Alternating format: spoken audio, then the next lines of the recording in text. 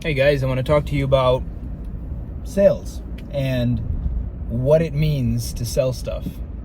I was over at a auto shop not long ago talking about sales, and one of the service writers was saying, well, people don't want to buy, Zane. You don't know, this is in Troy, Michigan. People here don't want to buy. They don't want to, when I go pitch things, they just say no.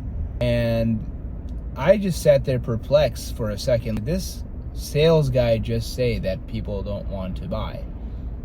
I looked at him and I said, people don't want to buy. That's why you're here. If people wanted to buy, we wouldn't need you, brother. You could just have your technician collect money and fix cars, right? You don't need a service or a salesperson or a service advisor on the front counter. That's the first thing, guys. Sales is no turning into yes. That's where you become a salesperson. If somebody just throws you their credit card and their keys and says, here, bud, fix my car, whatever it takes, then you shouldn't make $100,000, right? Why would we even sit here and do all this training if life worked out like that? It doesn't. Nobody wakes up and says, I'm gonna go buy that water pump today that I've been saving up for, that I'm so excited. Honey, do you know I'm gonna come back with a new water pump today? No one's coming home and having their kids celebrate that water pump, right? Nobody cares. Nobody wants to spend money on auto repair. They want to do it for as little as possible. They want to stretch it out as long as possible. That's the industry that you're in. And the sooner you come to terms with that, the sooner we can get to learning how to sell properly so you can run a good business and also help your customers properly, because they don't know and they don't care.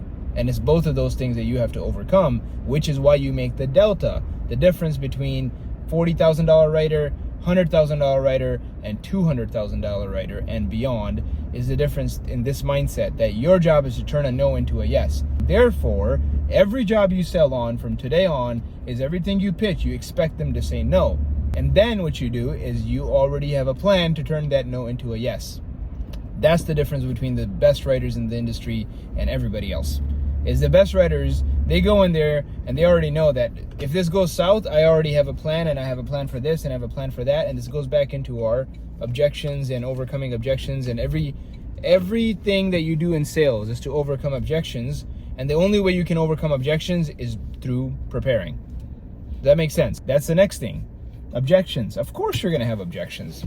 Of course, you're not gonna have a customer say, hey, I don't want to buy it because you're stupid. No, nobody's going to say that, but they're going to say something that is close to that, or sometimes not even the truth. I don't have the money, but they do.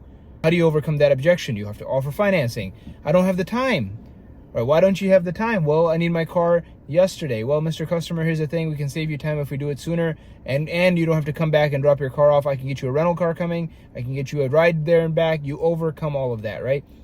The difference between selling and not selling is expectations that you're going to not have objections. You're going to have objections, and the best way to overcome them to never have them. And the only way you can never have objections is if you've already prepared yourself beforehand and you've already overcome it in your pitch, and you've already done the pitch and you've presented it multiple times. So when you go to do it for the final time, it's just a formality. You already know this thing's sold. There's nothing the customer can do except say, you know what, you got me, get it done.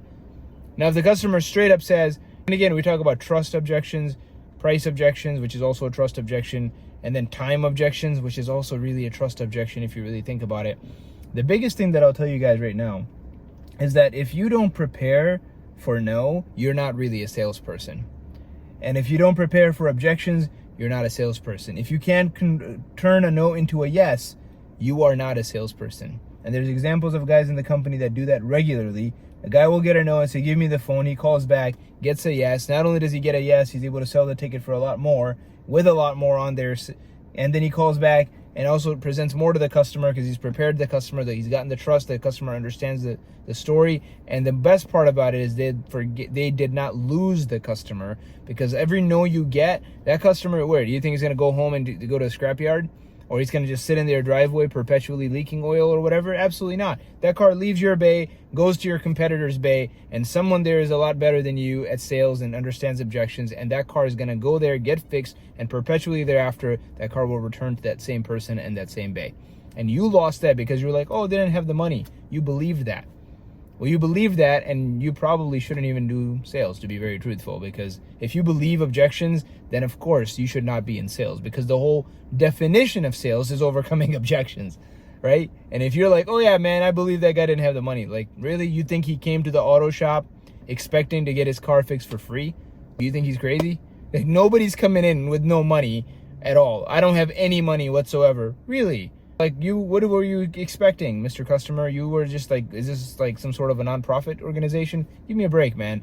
I hear this stuff all the time. They didn't have any money. And why were they here? They got out today to window shop auto shops. They took off work so they could go mess with a bunch of auto shop operators. Like, seriously, guys. Like, I hear this stuff all the time when I'm doing sales training, and it's just seriously embarrassing for the people saying these things, right? I've been selling auto repair for 18 years, since I was 15 years old.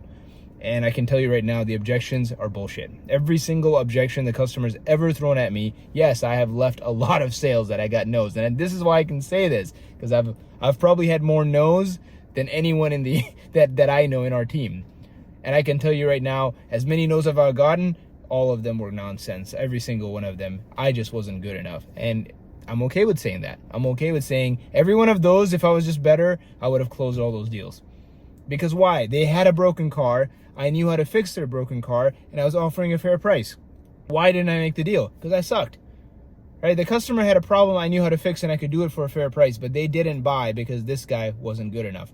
Well, that guy's you. If you can get better, you can actually fix the customer's car, because that's what they would like.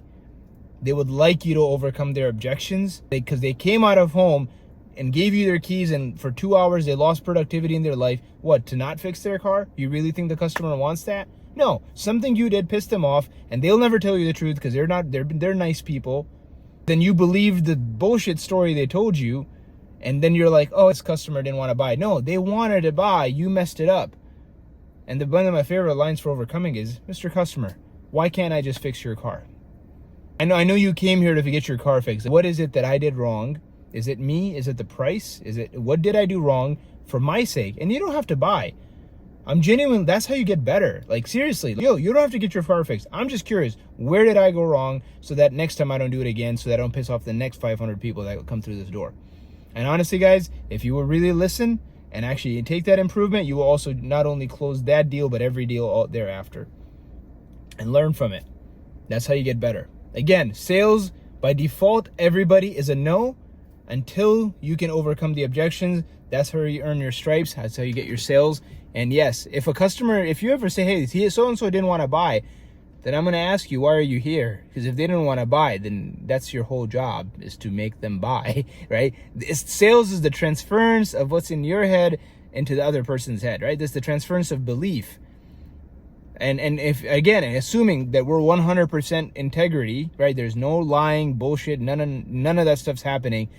Then why didn't they buy? They had a broken car and you couldn't convince them their car was already broken. I came here for a reason. They didn't want to buy because you must have done something that made them so turned off that they're like, you know what? I'm going to take my car broken, but I don't want to deal with this guy.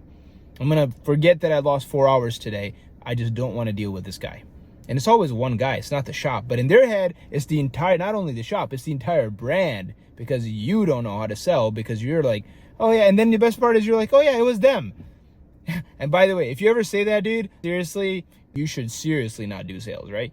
Because there's an old saying, it's like, if the audience is dumb, then you make the message so dumb that a dumb audience can understand it, right? People are like, well, that dude is dumb. Well, you get dumber so they can understand it. You can never blame the market, guys, ever, period. Never blame the market, never believe the objections. That's how sales works. It's always you. It's 100% because you're not good, because you had a product, and in our case, we have a service that they want, and they literally walk right to you with their car, hand you their keys, saying, fix my car, take my money, please, because no one else can do the job, right? And you're going to say, no, that guy sucks. Like, do you understand how hard it is to get leads in other industries? People get and cold call 1,000 people before they get to 2 customers. And you're sitting here, they're calling you, and you have the audacity to say, oh yeah, those customers suck, they don't want to buy. Oh, this market doesn't have any money. Oh, it's Thanksgiving. Oh, it's Labor Day. Oh, it's this. Oh, it's that. And the funny thing is, we'll have Labor Day weeks where we crush it. We'll have 4th of July weeks where we hit records. And nobody talks about that, right? Nobody talks about when we hit a record week on 4th of July. They just say that, oh, it's 4th of July when you do bad, when you forget that you don't know how to do your job. But they'll never blame it for doing well, right? Like this last 4th of July, we crushed it. No one's like, yeah, we crushed it because of 4th of July. I'm going to go around and tell them that, hey, by the way, we killed it because of 4th of July. So next year, I'm going to be like, hey, 4th of July, we should kill it. You know, it's, again, guys, it's sales is all about how you behave versus and exactly how the customer perceives you. And if you're a pro, the first thing you do is you understand that preparation will lead to success. You're not going to come out of your mother's womb being the best salesperson or the best anything, right?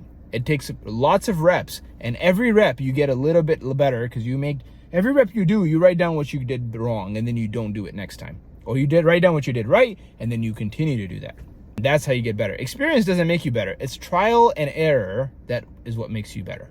And the more trial and errors you do, the better you will be at sales. I hope that helps, guys. Again, that's my take on sales. If you listen to this, no matter what you're selling, you're going to get better at it. Thank you very much.